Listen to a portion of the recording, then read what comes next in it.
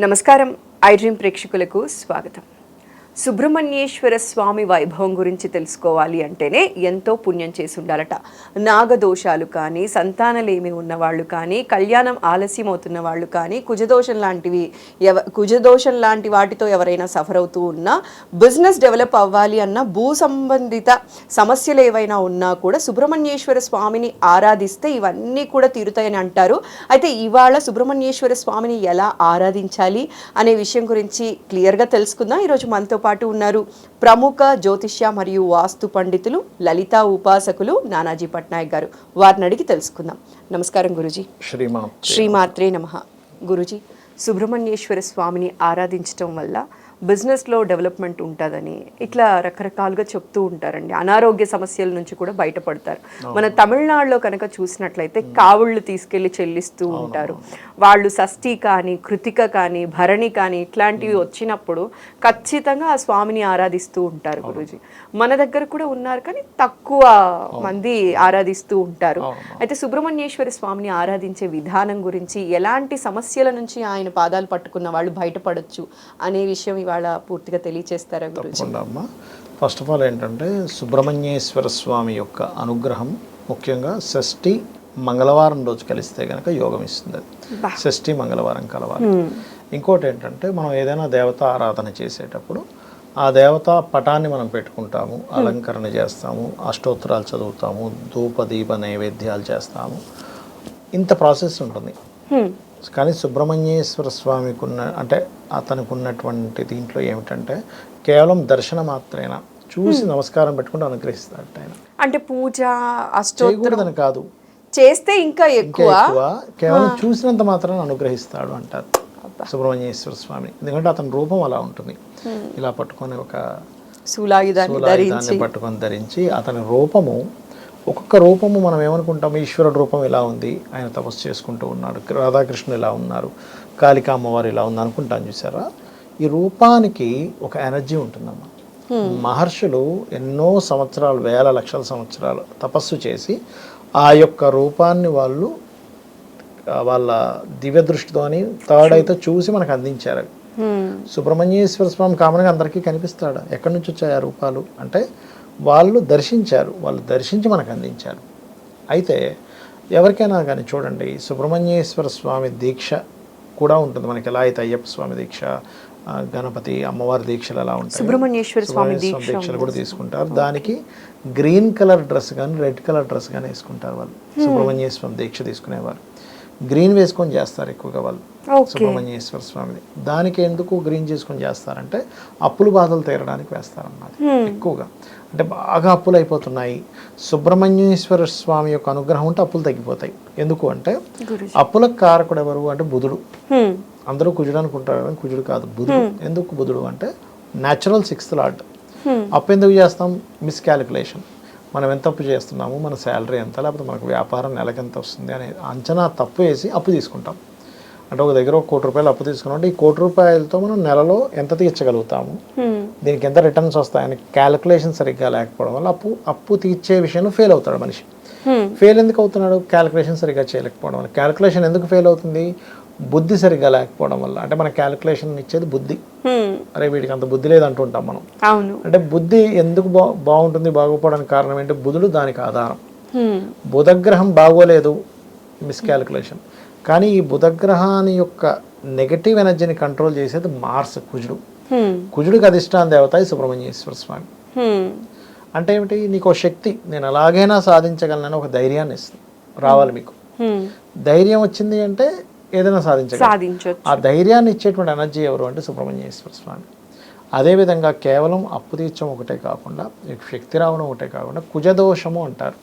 అంటే జన్మజాతకంలో కుజుడు వేరే పాపగ్రహాలతో పాడైపోయినప్పుడు కుజదోషం ఏర్పడుతుంది. కుజదోషం ఏర్పడినప్పుడు అందరూ ఏమనుకుంటారు, కుజదోషం అంటే వివాహం ఒకటి అవ్వదు అనుకుంటారు. కాదు, ఓన్లీ అది 7వ స్థానాన్ని పాడు చేస్తేనే వివాహ దోషం. లగ్నాన్ని పాడు చేసింది అనుకోండి, కుజదోషం ఏర్పడి ఎప్పుడు ఏదో దెబ్బలు తగులుతూ ఉంటాయి వ్యక్తికి. కుటుంబాన్ని పాడు చేసింది అనుకోండి, కుటుంబ విషయాల్లో కలహాలు, ధన విషయంలో కలహాలు ఉంటాయి. హ్మ్. మూడో స్థానాన్ని పాడు చేసింది అనుకోండి, సిబ్లింగ్స్తో కలహాలు ఉంటాయి. ఒక విషయం అంటే అది గొడవకి దారితీస్తుంది. అరే నేను ఎందుకు ఆ మాట మాట్లాడాను ఇక్కడ అనిపిస్తుంది. ఎందుకంటే మూడో స్థానంలో కుజుడు ఉన్నాడు. కాకపోతే మూడో స్థానంలో కుజుడు ఉంటే ధైర్య సాహసాలు కూడా ఉంటాయి. 4లో కుజుడు పాడయ్యాడు అనుకోండి అమ్మ, ల్యాండ్ ఇష్యూస్ ఉంటాయి. 5లో కుజుడు పాడైతే మిస్క్యారేజ్ అవ్వడము, లేదా పిల్లలతో సంతానంతో గొడవలు జరగడము. 6లో కుజుడిని వాడితే ఎప్పుడు శత్రుత్వం పెట్టుకోకూడదు, శత్రువు నాశనం అవుతాడు. 7లో కుజుడుంటి పాడైతేనే వివాహ జీవితాన్ని పాడు చేస్తాడు, లేకపోతే వివాహ జీవితం జోలికి రాదు అది. అష్టమంలో కుజుడుండి పాడయ్యాడు అనుకోండి, యాక్సిడెంట్స్ అవుతాయి. 9మ కుజుడుంటే కోపంగా ఉండేటువంటి తండ్రి ఉంటాడు, తండ్రితో గొడవలు అవుతూ ఉంటాయి. 10మ కుజుడు శుభుడైతేనేమో లీడర్ అవుతారు, పాడైతేనేమో గొడవలు ఎప్పుడు ఆఫీస్లో గొడవలు, ఉద్యోగంలో గొడవలు అవుతుంటాయి. 11వ కుజుడు అయితే కనుక మీకు ల్యాండ్స్ మూలంగా వ్యాపారంలో లాభాలు వస్తాయి. 12వ స్థానంలో కుజుడు ఉంటే జీవితం, మ్యారేజ్ తర్వాత గొడవలు ఎక్కువ అవుతూ ఉంటాయి. ఇలా కుజుడు ఒక్కొక్క ప్లేస్లో ఉండడం దాన్ని బట్టి దాని ఫలితం ఉంటుంది. అది పాడయ్యాడా, బాగున్నాడా, ఆ లగ్నానికి శుభ్రా పాప అని తీసుకోవాలి. అప్పుడు అది పాడైతే అప్పుడు సుబ్రహ్మణ్యేశ్వర స్వామి ఆరాధన చేసుకుంటే ఆ దోషం తగ్గుతుంది. అలాగే సర్పదోషాలు ఏర్పడ్డాయి, సుబ్రహ్మణ్యేశ్వర స్వామి ఆరాధన చేసుకుంటే సర్పదోషం తీరుతుంది. అయితే ఈ ఆరాధనా విధానం ఏదైతే ఉందో, సుబ్రహ్మణ్యేశ్వర స్వామి విగ్రహం కానీ పటం కానీ పెట్టుకొని చక్కగా గ్రీన్ కలర్ కానీ రెడ్ కలర్ కానీ వస్త్రాలు ధరించి, ఎందుకు ఈ వస్త్రాలు ధరిస్తారు, వేరే వస్త్రం ధరిస్తే మనకు అనుగ్రహం కలగదా అంటే కాదు. ఈ క్వశ్చన్ చాలా మందికి వస్తుంది గురూజీ. ఒక వస్త్రం యొక్క రంగు మనం ధరించినప్పుడు మనకు బయట నుంచి వచ్చేటువంటి ఎక్స్ట్రా నెగటివ్ ఫోర్స్ ఏదైతుందో ఈ వస్త్రం రక్షిస్తుందమ్మా.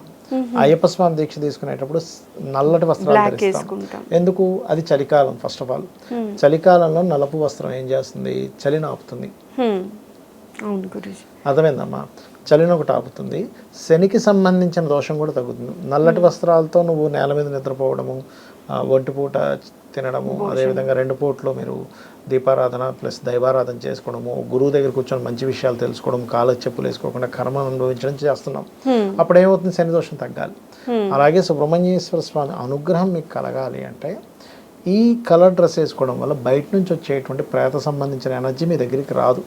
అది రాకుండా ఉన్నంతసేపు మీరు దీక్ష తీసుకొని దీక్షను పరిపూర్ణంగా చేయగలరు. దీక్షా వస్త్రాలు ధరించడానికి కారణం ఏంటంటే, ఒకటేమో నేను ఈ దీక్షలో ఉన్నానని గుర్తు చేయడానికి, 2 బయట నుంచి వచ్చేటువంటి వేరే ఫోర్సెస్ మిమ్మల్ని ఆపి ఇబ్బంది పెట్టకుండా ఉండడానికి చేసుకుంటూ ఉదయం సాయంత్రం దీపారాధన చేసి సుబ్రహ్మణ్యేశ్వర స్వామి అష్టోత్తరాలు చదువుకుంటూ మీకు తోచినటువంటి నైవేద్యం పెట్టి, అంటే మీకు ఎంత శక్తి ఉంటే దాని తగ్గట్టుగా పళ్ళు ఫలాలు ఏం పెడతారు, లేకపోతే ఏదైనా వండి పెట్టగలరా, ఆ రకంగా చేసి చక్కగా ఎర్రటి పుష్పాలతో అష్టోత్తరం చేయాలమ్మ స్వామివారికి. చేసి గనక మీరు ఉదయం సాయంత్రం కనుక చేసినట్లయితే ఫస్ట్ ఆఫ్ ఆల్ మీకు కాన్ఫిడెన్స్ లెవెల్స్ పెరుగుతాయి.